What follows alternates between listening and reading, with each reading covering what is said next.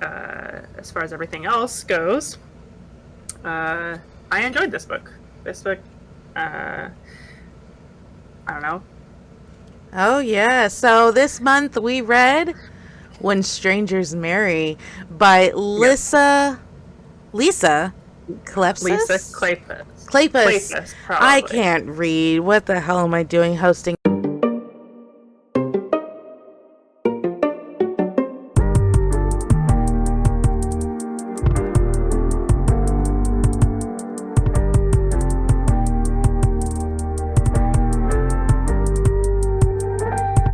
This is the Pretty Little Death. I'm the critic. This is the bestie. And we are going retro, guys. This book was Yes. published in 92.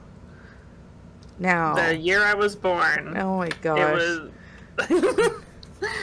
Yes, I ma'am. This kind book of came out, I think, a month after I came into this world.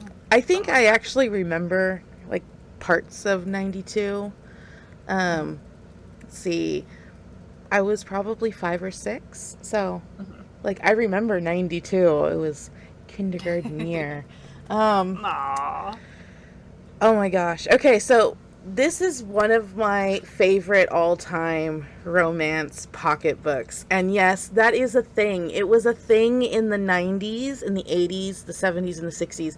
Books came in this smaller size, guys, and they were called Yes. pocket editions.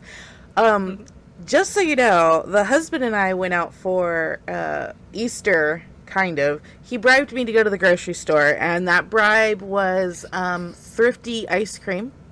And we were walking, Yes. yes, we walked around the Rite Aid, and they have a book section. And Mhm. the books there are all in pocket editions. Mhm. And I actually saw one from an author that I used to read, Lindsay Sands. It has been Nice. there for at least 2 years. Like the pages are yellow. All of the pages on all of these books are yellowing. Nobody has picked up these books to buy them. And so I'm going to make a call out to those who are able to do so. Go by your local Rite Aid and see what they have in their book section. Help put these Do books it. in forever homes, okay? Um, Support your local business. yeah. It was just funny. It was like, this was published in 2023. And look at, he's like, no, this is probably damage from light. And I was like, no, no, no. Yellowing pages just means it's been here for quite a while. Um, Hmm. besides, it's a Rite Aid. They had, no, it's not like there's like windows everywhere. Okay, No. so this was our retro pick. We have like tossed around the idea of doing a retro romance read, and this was our first one. I did pick this one because I did remember it went fast. I did Hmm. remember that it was very good, and it kind Yes. of hit some like of those like feel good boxes. It And does. how long did it take you to read that? It took not too long. I started at the beginning of April and I went really hard for about a week and Mm-hmm. I got to the last 3 chapters and then I took the rest of the April off to because I was obsessed with a video game. And Oh, then isn't that just the way it goes? yes, and then I finished the last 3 chapters in a day. In like a night. It wasn't that big. It wasn't Okay, that hard. so we're not doing spoilers. We're not going to give a synopsis. We No. have a really good cast of characters, though, Yes. and I want to like start right off. What do you think of our female main character? I don't have my book with me, so I can't pull it up. Um, Lizette is her name. that's what I She thought is it a was, but yes. She is. I love her. She's a fiery redhead, mm-hmm, and I love. She is a lot. I mean, it's still a tropey romance book. mm-hmm, She's still much younger than the love interest, and but she's already betrothed, like previously betrothed to a man that she doesn't want anything to do with, and then this no, guy comes in, this mysterious, dark, very like broody. broody, dangerous man comes into her life, and she is completely like smitten with him. and he is smitten with her right away. Mm-hmm. And he basically sweeps her off her feet. Yep. And quite literally, actually, because she gets sick. Pretty much. She gets sick and is gonna like tumble down some stairs, and he's like, "Nope, alley oop." This is an age gap trope, if there ever was one. There's also some revenge. There's some political intrigue. There's also like this blended family kind of thing going on too. Yes. What did you think about the twins? I love the family so much. So much. So, I mean, all you do is get this kind of dangerous air and dangerous vibe from the male lead, which is Maximilian. Max, short Maximilian. Yep. And I love the setting so much too, because they're in the Louisiana territory, not the state. It's the territory. This is before state. It's the territory. Yep. And there's good old Creole, and the French language is very much prevalent in this book. But Creole French, it's a little... It's different. Different. It's definitely different. And it's fun. It's very fun to read that. And but anyway, I think I'm rambling. That's fine. That's fine. I enjoyed his family and how it's very much a found family, or like a mixed family. And the adopted sons and those aren't adopted brothers. Sons. No, those aren't adopted sons. Not adopted sons. Those are sons from the previous marriage. Yes, there you go. Yeah, those are his sons. Twins. His sons. Yeah. My apologies. They looked very much like him. Like, I think Yes. it's the second chapter where she actually meets the twins first. I think she's like, what, 19? Something like that, 20? Something like that. And the twins are like... very young. Very young. And the twins are like 16, 15 or 16. And they find her first and take her to Max. And the first thing she thinks is like, oh, these are just smaller versions of him. They look identical. Like, the only difference is their eyes. Like, she's like, okay, I get it. Those two are twins, but who the hell is this guy? And exactly. The way the twins are described, black hair, startling blue eyes. And I was like, man, why can't she end up with one of the twins? Like, I think it's Justin. He's the bad twin. He's the bad twin. Yeah. But he doesn't stay a bad twin. He gets in a little trouble towards the end, but we won't go into it. But yeah, Justin will always hold a soft spot in my heart. Like, I love him. I think rereading this, I realized how much I loved the character of Justin, because like it's that kind of like, oh, he's a bad boy because he's trying to get attention kind of thing, and then you're like, no, there's actually some like deep rooted things in his whole demeanor that just kind of unfold as the story goes through. But it's a very, very quick story. Like, I didn't realize until we were reading it that it goes by very fast. And it's like, what, 320 something pages? Something like that. But it goes by very quickly. It's kind of played out like a slice of life. You know, you kind of see her kind of plucked by this man and their love journey together, which is pretty quick, but not too quick. Like, it's not a straight up smut. It's definitely a romance. I think it actually, like, the whole story takes place over the span of like 3 or 4 months, because she's hiding out with him because she doesn't want to get married to Etienne. Yeah. So she's there for a couple of weeks. Then, no, like maybe a week and a half, I think it is. Enough to soil her reputation. And if you're listening to the podcast and not watching us, there are definitely heavy quotes on that. And then she's struck with yellow fever, and then she's there for over a month, on top of the weeks that she had already been there. And then in Creole fashion, I guess, like their stay in after their marriage was like, what, 8 weeks? Yes. And then she can finally like rejoin society and stuff like that. So maybe 3 or 4 months. Yeah. That's all this, it goes very quickly. And I don't normally go for stories that just like, oh, we're skipping time so much, but it actually works in this one because it does. There's not a lot going on other than the political intrigue that we find ourselves in, or that Max finds himself in. Because that's very important. It comes back a couple of times, and like things that you wouldn't think are entwined in that are. There's a little bit of a murder mystery aspect of it, though it's more political than it is like a straight, mystery. It's kind of plays into the trauma of the kids and the trauma of Max. It's a lot more in depth than it's definitely not a surface level. No.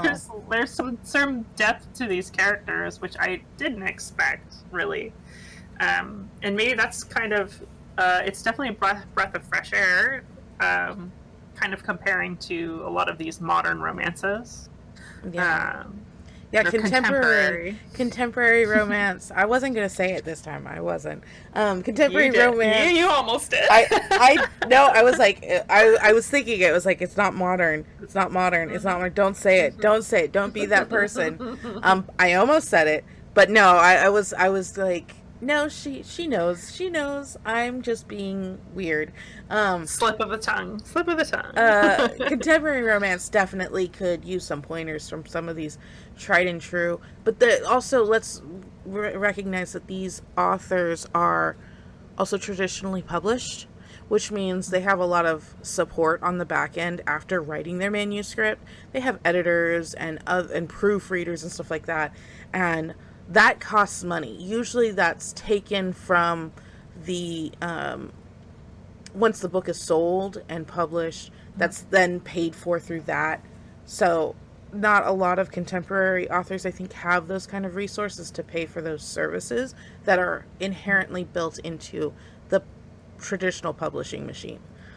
But and it was also a different time too. I can only imagine the difficulty of with contemporary authors, how to mitigate social media and all that, when all these authors from the 90s just really didn't have that. They had magazines where they advertised, right? Or they advertised their books, or like there's Julia Quinn back here advertising her novels, and Joanna Lindsay. I think I have a couple of those books, and then Stephanie Lawrence. I will tell you right now, I absolutely adore all. There's actually probably like 6 or 7, what we're now calling retro authors, romance authors that I absolutely adore, and 4 of them you just listed. So all advertising at the end of this book, right? In fact, I think you got me a couple of the Stephanie Lawrence for Christmas. I'm really excited. They're on my to be read shelf. Okay, so what did you think of the murder mystery? Because that is like prevalent from the very beginning. Everybody knows about it except for Lizette. Everybody is skirting around it, specifically around Lizette, except for Justin. What did you think when they first got brought up about Max's past by his own mother? What was going through your head? By his own mom, I was thinking it's definitely not going to be him, because it can't be, right? It can't be right, and then also I just don't think this is a book that was designed to have that kind of a twist ending, or kind of not really a twist ending. I was not expecting the level of politics involved in the the death of the wife. I knew it had something to do with probably one of the rival family members. I just didn't know that how it was going to. I did not know how it was going to unravel. I didn't expect it at all. I think, especially. I mean, I don't want to spoil it. I'm not going to spoil it, but I did not expect. Yeah. Yes, I suspected the person, but I didn't expect the reason why. Right. I was like, oh, really? Okay. Yeah, because like the whole situation leading up to that, it was like every time it got brought up, it was skirted around, and there was a reason for the behavior, and the reason was very plausible. And even Max was like, no, this happened around the same time. Like, you need to give this person some grace. Like, that whole situation just brings up a lot of feelings for everyone in the family. And Lizette just kind of like is okay, but still kind of weird. And nobody, like, she doesn't really have anybody to really talk to about anything except for Max. And that was one of the things that is constant in contemporary romance is there's always the friend. Yes. The friend is supposed to be the board in contemporary romance. The friend becomes the talking to board when the main character wants to, and it doesn't matter if it's a main male or a main female. There's always a friend. They're telling this stuff to, even when it's in first person. Like, they don't need to do this, but they have to spill everything to the friend so that the audience has an idea of what the hell is going on. Yes. I hate it. I hated that. Like, within the first chapter, oh, she's got a friend. She's going to tell everything to the friend. And it's in first person. Like, why do you need this? Yeah. I was thinking of this exact point. I'm glad you brought it up, because I noted at the lack of the best friend from the very beginning. Yeah. But I think it's also the fact that it's third person too, and then it's also its structure. It has tropes that were tropey probably back in the 90s, but it definitely doesn't have a lot of the contemporary tropes. The best friend is not ever present. She has to rely on herself and her own instinct. Yeah. And she's a lot more mature than you think she would have acted as a 19-year-old. But that also could be a sign of the time that this book was set in as well. Yeah. Because I think during this time, everyone was having babies by 19 anyway. So. Yeah. Well, it also, like, in the culture, you would rely on your female relatives. They would be your friends, you know, until you got married. Until you got married, and then you made friends who were also married. But because of the whole situation that they found themselves in with the murder mystery, she didn't have that opportunity. So I think instead of relying on those external sources outside of the house, she, like, because she became really close with Justin. And it seemed like, even reading it for the fourth or fifth time, like I have, like, I noticed how quickly her relationship with Justin turned. You know, did you see that? Like, am I just looking too much into it because I've read it so much, or was it kind of sudden? Because it felt sudden to me. I haven't read it in like sudden. 10 years, so like, I'm kind of It felt fresh. sudden to me too. Yeah, like at one point he's actively working against, not necessarily against her, but definitely against Max, and then all of a sudden he's like, he's her person, not in a friend way or in a weird way, but just like, if you need someone to relate to, I got you, kind of thing. I think he empathized with her. I think there was a final level of empathy. So he decided to change his tune, I guess. So I don't remember if that was before or after the duel. Probably. I'm thinking of probably before. Probably before. Okay. Because I know he was warming up to her with the watermelon. Obviously, with the watermelon scene. Oh, it's so cute. It's so cute. And then the end, I felt ruined when she like jumps up and she's like, "Both of you should be ashamed of yourself." And he's like, "I'd believe you if you didn't have watermelon juice all over your face." And she just kind of like gazes adoringly at him and grins. I was like, "Oh, you ruined it."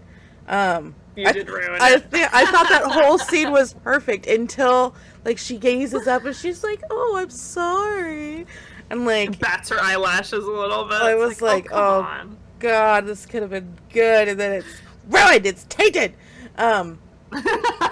But then, like, I think can't be perfect. Okay? No, I didn't think it was a her. I think that was an author choice. It didn't seem in line with her character up to that point, you know? Yes. Yeah. So the brothers were one thing, but we also got to meet more of the family. It's not really extended family because they're his brothers, Max's brothers. We got to meet them. Of course, we have Max's mother, and this is on a plantation, people. We gotta state that right away. Like, this was on a plantation. It is referencing a time in our U.S. history that is not something to be romanticized, and I feel like in this book it wasn't actually romanticized. It was very plain. In fact, they were talks about getting rid of the type of management of humans that was going on the plantation. Like, Lizette and Max have this conversation, like, you know, why are we still doing this? We're better than this.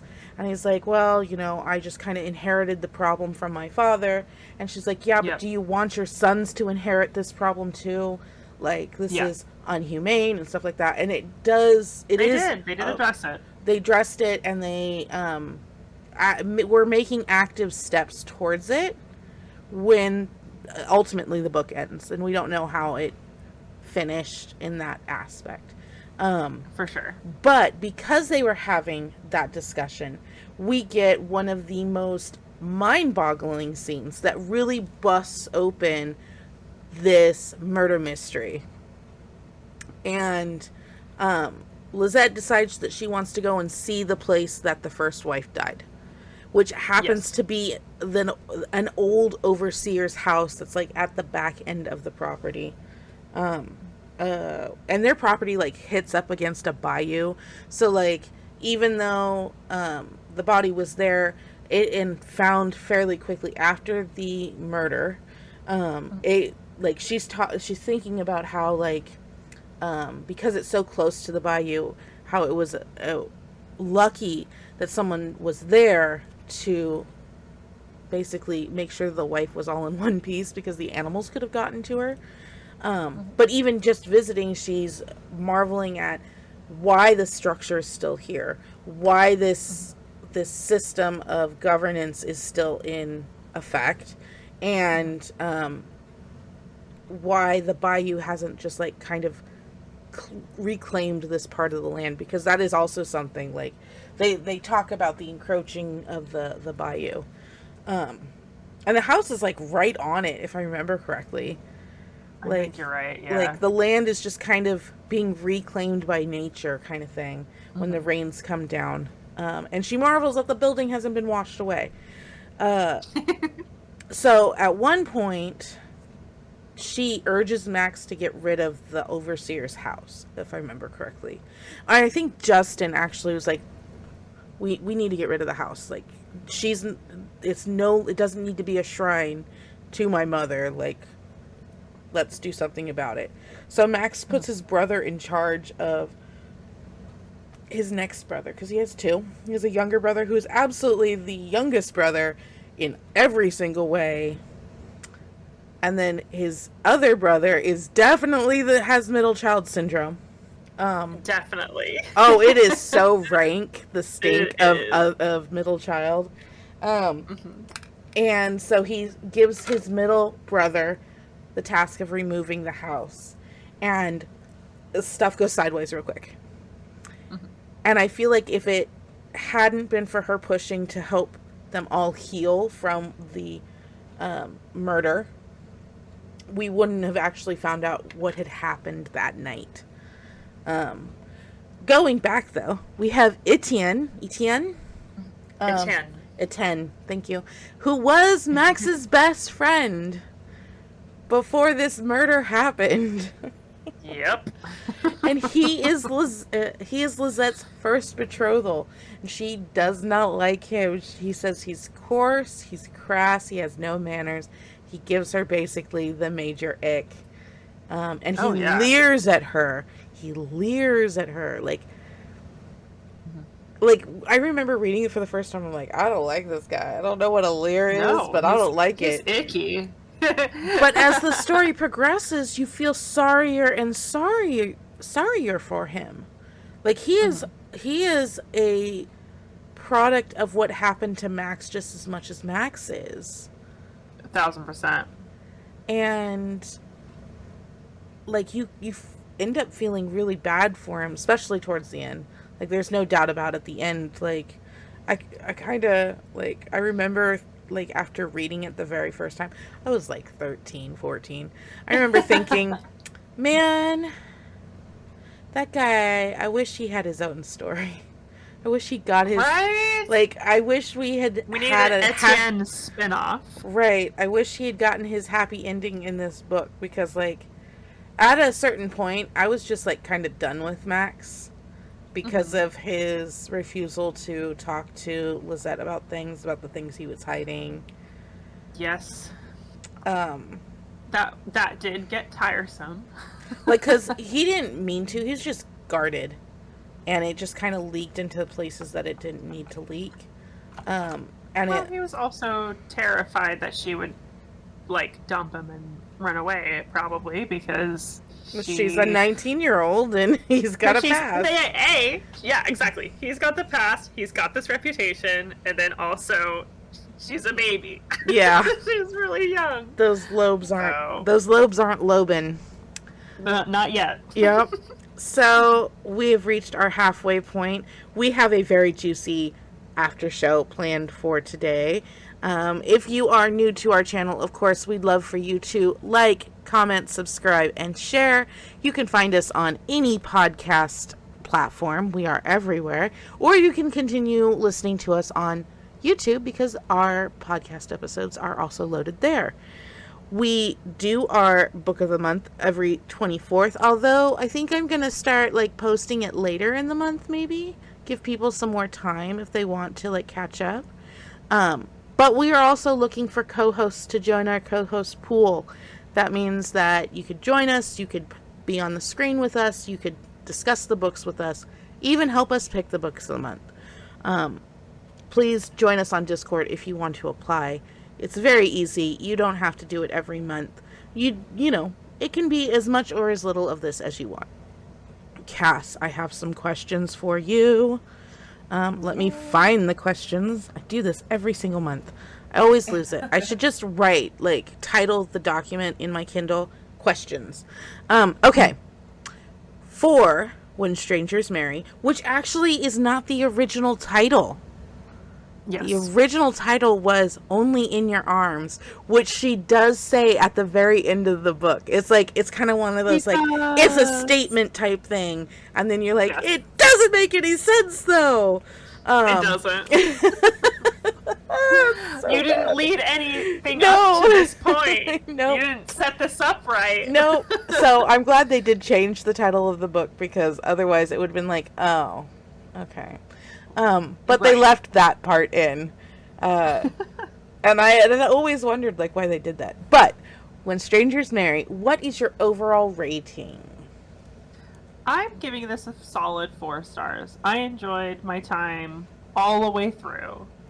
It was absolutely a romance. It hooked me a way that a lot of these kind of contemporary books don't.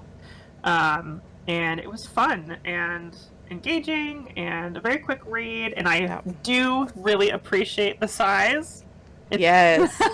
Bring back the pocket editions. Please bring the size back. Like, it's like perfect. I know this doesn't look as pretty on the shelf, but like, oh my god, it's so good.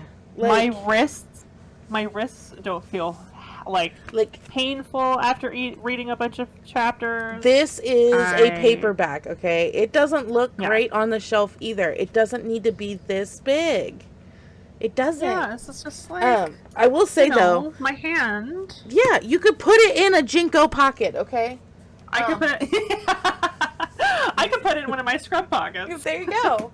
I bet you did. I bet lots of nurses did.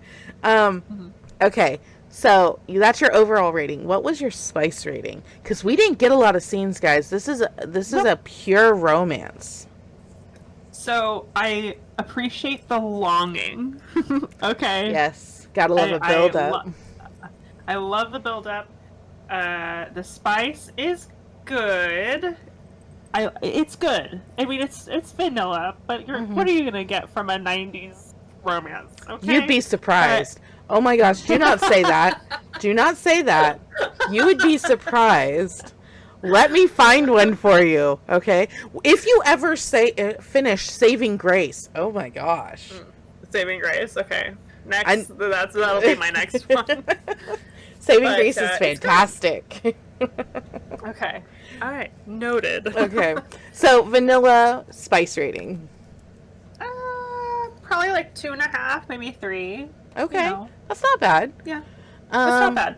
It's there, but it's not like the point of this book. Right. This, I would agree. This is definitely a 4. No, nothing got taken off because it's not in first person. It's just really quick, and I didn't realize how, like, the book in my memory, I remember it taking me maybe a week to read it, but, like, I was in high school, you know, so, like, I had class. I was reading this in between classes and at home, and I think, like, okay, I'm not gonna lie, like, all of my romance books when I was younger were all my mother's. And I now think of that as creepy, but at the time, I just needed something to read, okay? Yes, yes. That's all. I just needed something to read. So, yes, I will agree with the 4. It is very well written.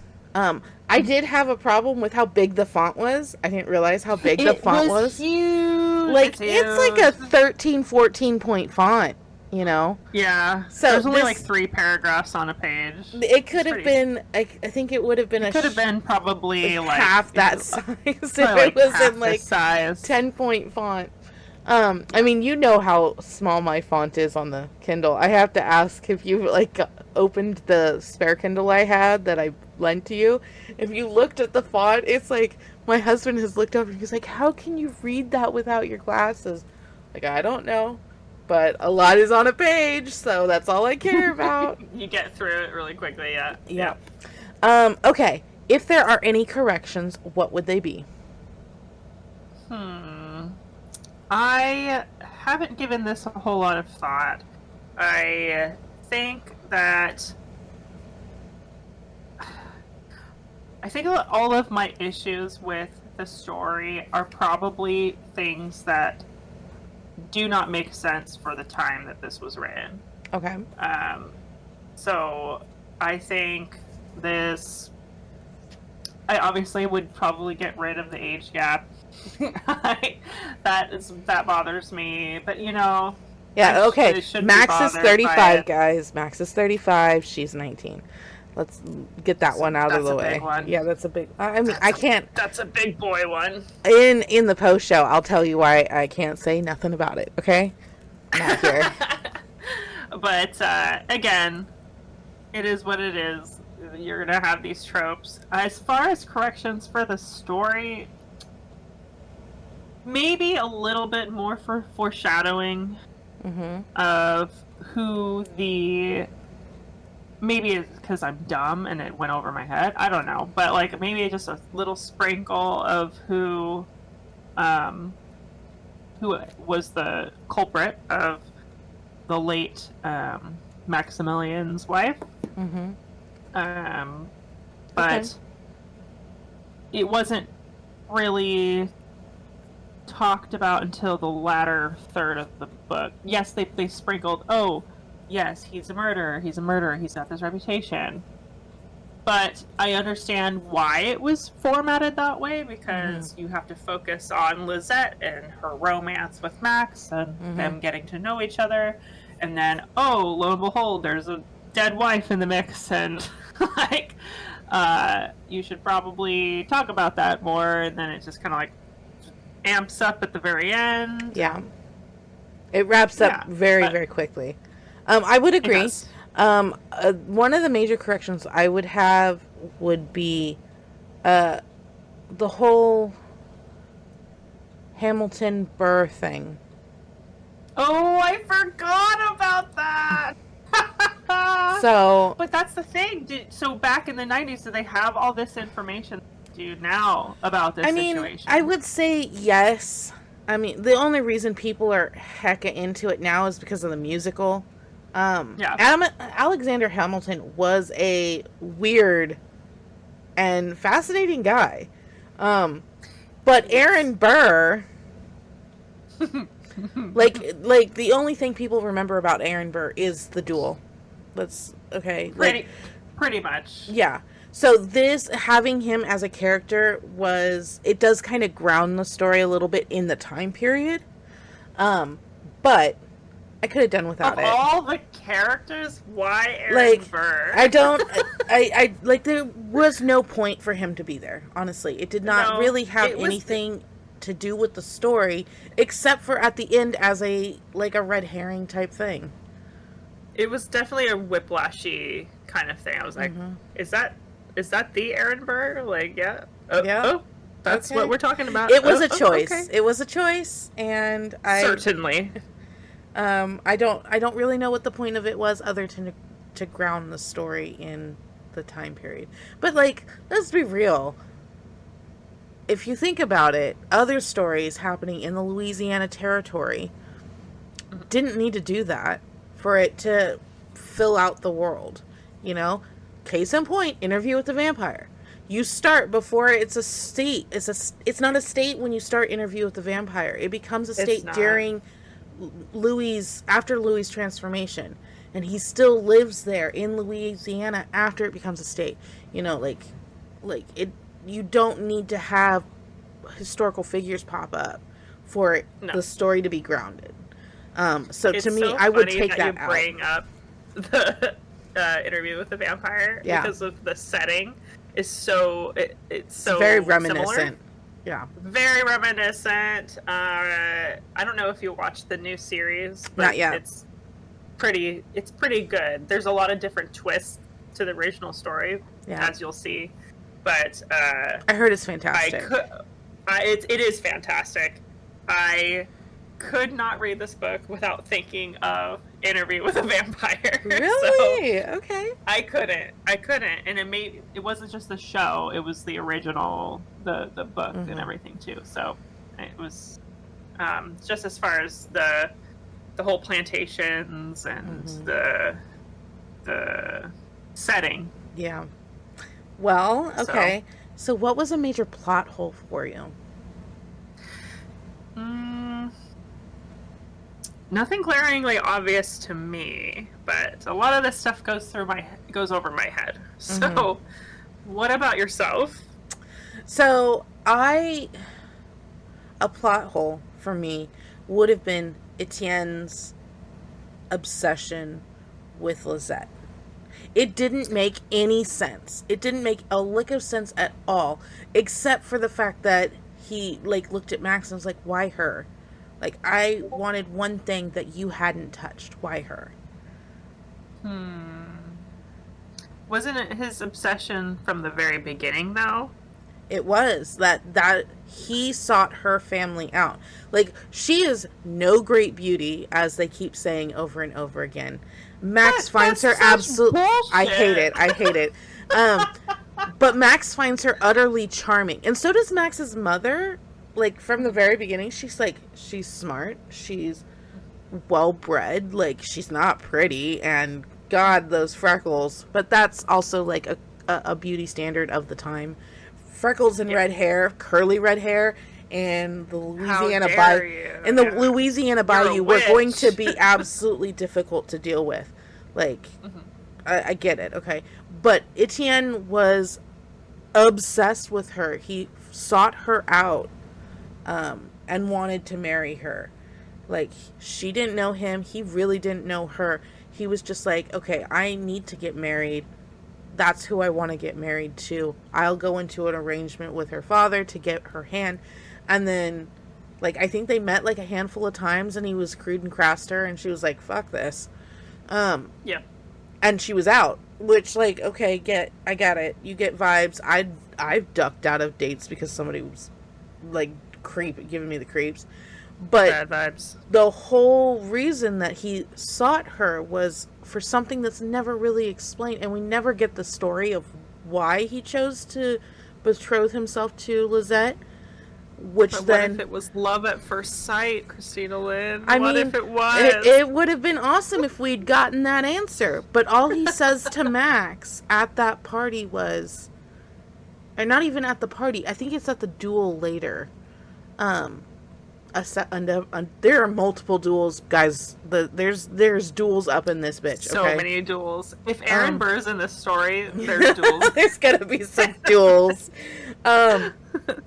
Like, there's a school for duels in this town, okay, in the city. I can't remember where it is. Like, we started in Natchez. I forgot about that. And then we went somewhere else. That's where the twins. That's how the twins get, or how Justin gets injured. Is he is set upon by schoolmates of his as they are going to class at the dueling academy. Dueling is a very big part of Creole culture in this book.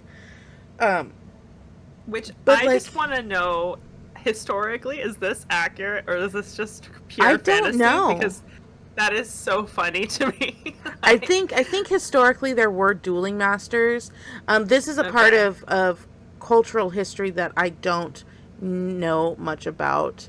I don't either. Honestly, there's a certain point when we get to the era of Mo and Darity, I kind of fall off because it's just not what I was interested in studying. But the whole modern era, there is a lot of stuff that goes on in that period of time. And this actually, I believe, is like near the start of the modern era. So, but it could also be like right in the middle of it. The modern era is actually quite a large period of time. But that's totally off topic.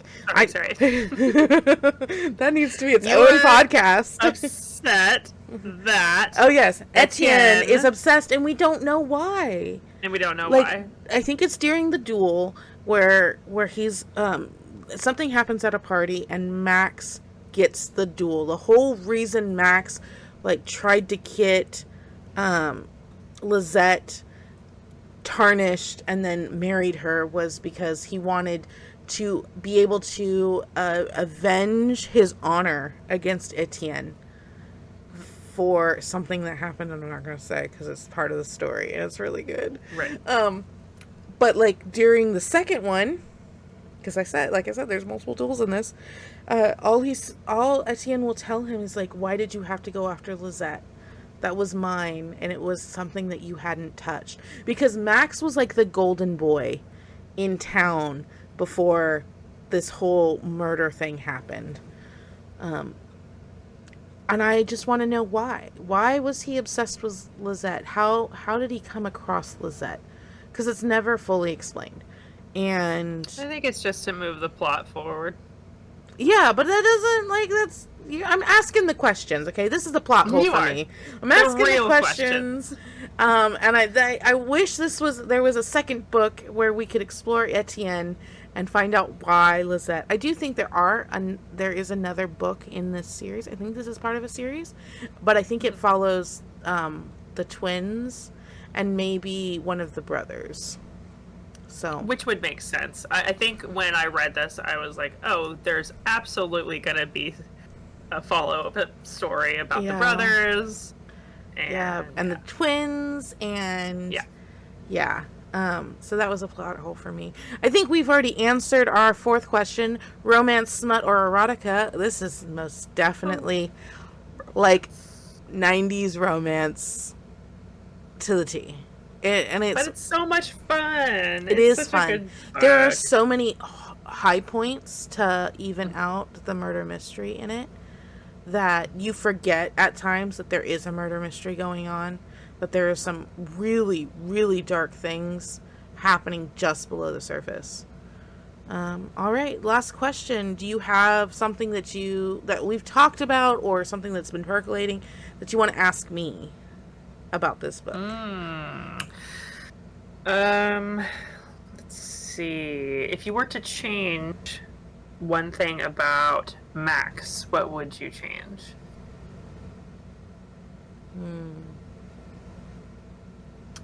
He is behaviorally. Okay, behaviorally. The only thing that comes to mind is the morning after the wedding.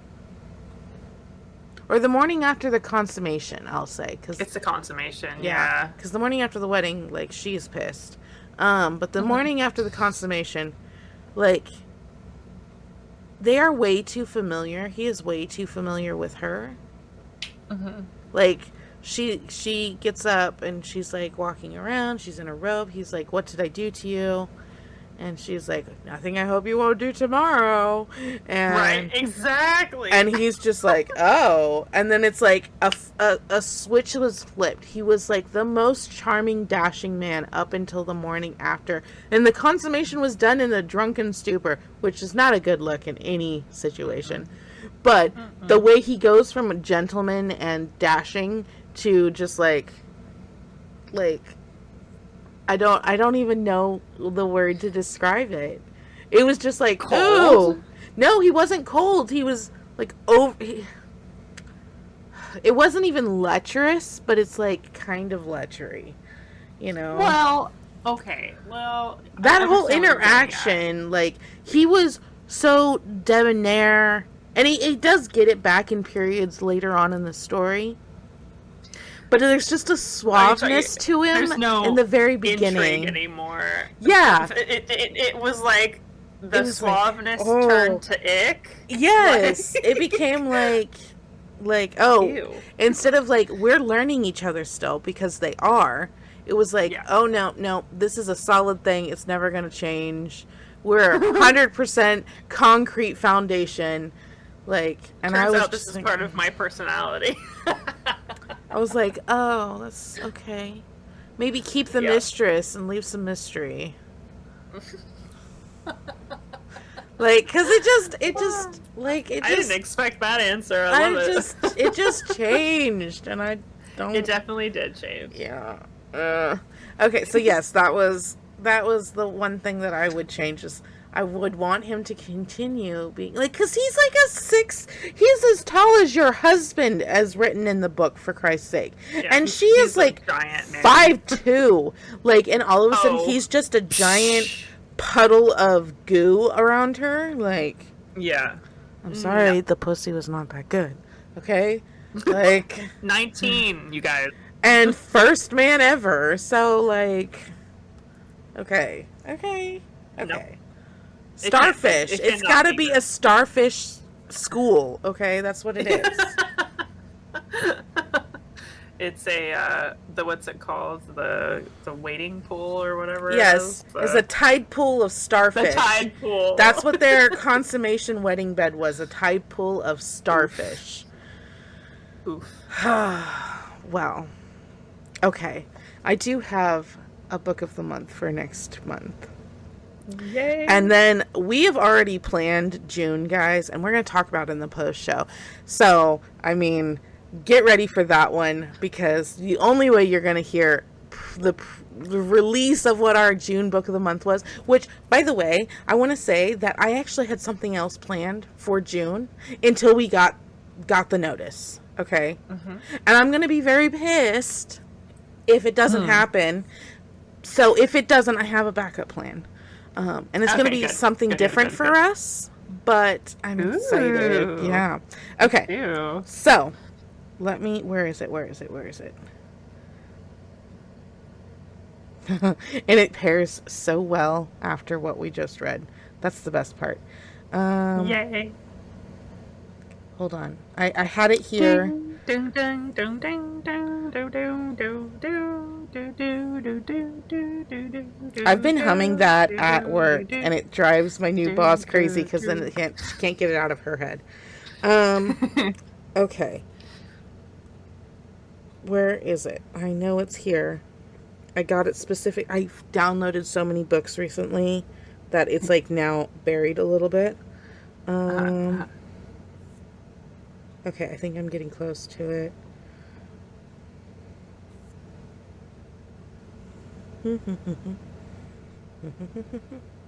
Okay, we're gonna do the search. I know it's gonna pop up in my search. Okay. From my library, I have 32 books with this keyword in it. Okay, including a series we just spoke about. Okay. I can't find it. Okay. I will get it, and I will post post it. Did you send it to me? No. Let's see. No, I didn't. And oh, here it is. I found it. Okay. Yay. Next month, for the month of May, we are going to read Kade's Dark Embrace, an Immortals of New Orleans vampire romance. Oh my god, excellent. So, did you plan this out? I got it in March. After we had decided on When Strangers Marry, I found this. It was on a Stuff Your Kindle day, and I was like, okay, perfect. I don't know anything about it. I haven't even cracked it. I've downloaded it. That's it, okay? Okay. It is not, as far as I'm aware, let me open it and get to the thing. I got it through a Stuff Your Kindle day. It is by Kym, that's Kym, Grosso, Grosso. It is Kade's Dark Embrace. Come on, don't do this to me, Kindle. It has 8,841 reviews. It is sitting comfortably at 4 stars on Kindle. It is, I'm pulling up the shop page now. It is not available through KU. Okay, it's 270 pages long. It's going to be quick, and it was published March 5th of 2012. So this has been here for a minute. Right now, you could probably get it for free. Oh no, I got this Stuff Your Kindle in December of 2024. So you could probably buy it for like 99 cents right now on Kindle.